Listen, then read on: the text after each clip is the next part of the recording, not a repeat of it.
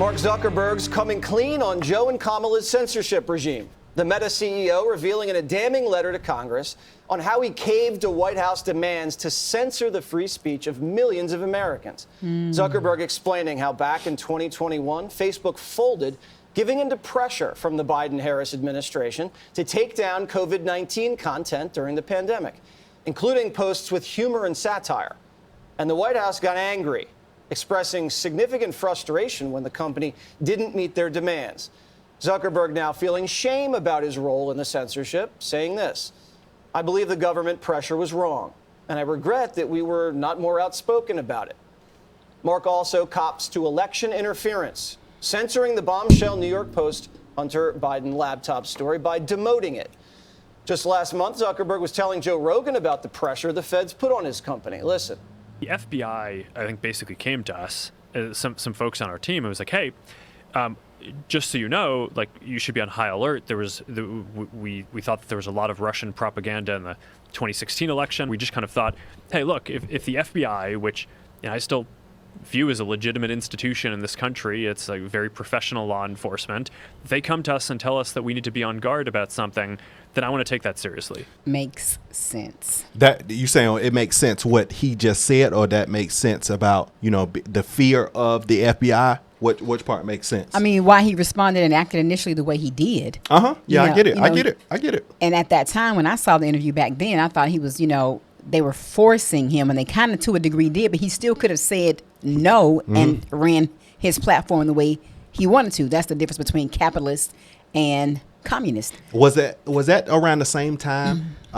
Remember when all those executives on his team were just leaving, and it was like, we covered that to a degree where they were just leaving, and it was like all these executives left, and we were like, what do they know? Why are they jumping ship? And I wonder if it's related to a lot of censorship related stuff, because the jab stuff was going on at that time, and people were in fear a lot. So well, he was one of those people, and it's tough when you have that type of platform and you are supposedly for free speech. It's a constitutional right that we have here in America, supposedly. And go ahead. But with that, this document has been floating around. We're not going to read all of it, just a little bit of it. That he wrote to the chairman, Jim Jordan, with the United States House of Representatives. And this is one everyone on Twitter. Just read this little part in the middle, because this seems like it's the most prevalent of this letter. Can you read this for me, baby?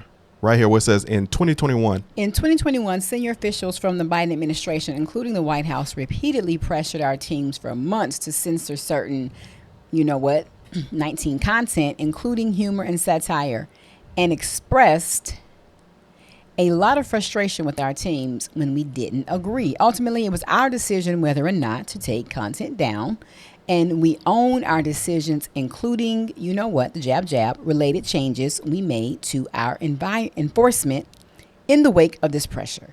I believe the government pressure was wrong, and I regret that we were not more outspoken about it. I also think we made some choices that, with the benefit of hindsight and now information, we wouldn't make today. Like I said to our teams at the time, I feel strongly that we should not compromise our content standards due to pressure from any administration in either decision. And we're ready to push back if something like this happens again. So it was a great learning lesson. And I like what he said. We're going to push back on this if something happens again. But, the damage was done. It was already done. They already saying that there was election interference, the laptop with the Bidens, all this stuff was censored from Facebook. So you can't undo what was done.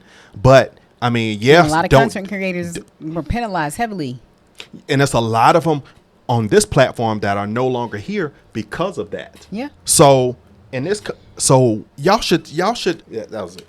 Y'all should be aware. You should be aware. You stay on blast. Keep your head on the swivel, because the party is dirty. It's dirty like an old pair of shoes with an old pair of underwear on top of them. They're not playing fair, and if they are gonna put Tulsi on a watch list for something that she had nothing to do with, it's absolutely unheard of. She's going to destroy Kamala. So I really feel like I'm glad that he spoke up and spoke out. I really am. But I do understand why he made that decision back then. A lot of pressure, and then like he said, when you have a real government agency that you highly respect, what do you really, what do you do? So I'm glad in hindsight now he is, is making a different choice because we need that. And the pressure isn't there right now. So it's easy for them to come out and say, hey, we made a mistake because there's no pressure. But there's going to be, what if there's upcoming pressure? What if it's something way more serious? I want to know, well, I guess they know that the government can't come at them at that point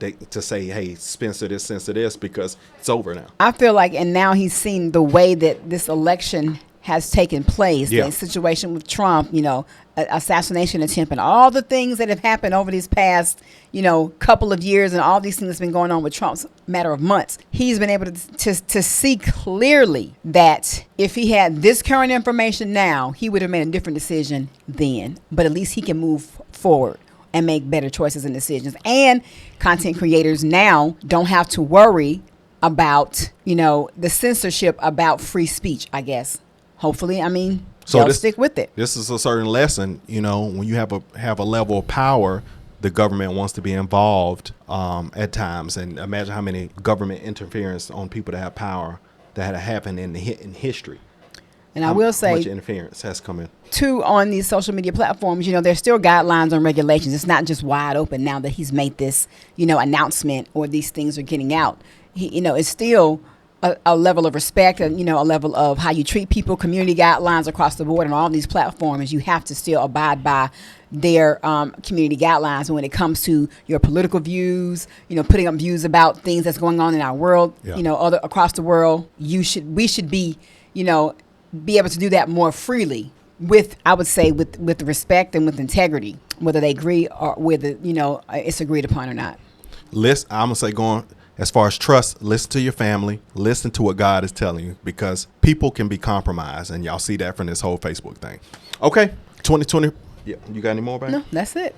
All right, man. Keep your head on the swivel. It's a lot more to come. All right, people, subscribe to the channel, smash the like button, share the video, and keep giving us the comments in the comment section. We love you guys. 2024, be more. Talk less. We'll see you next one. Yeah. Bye.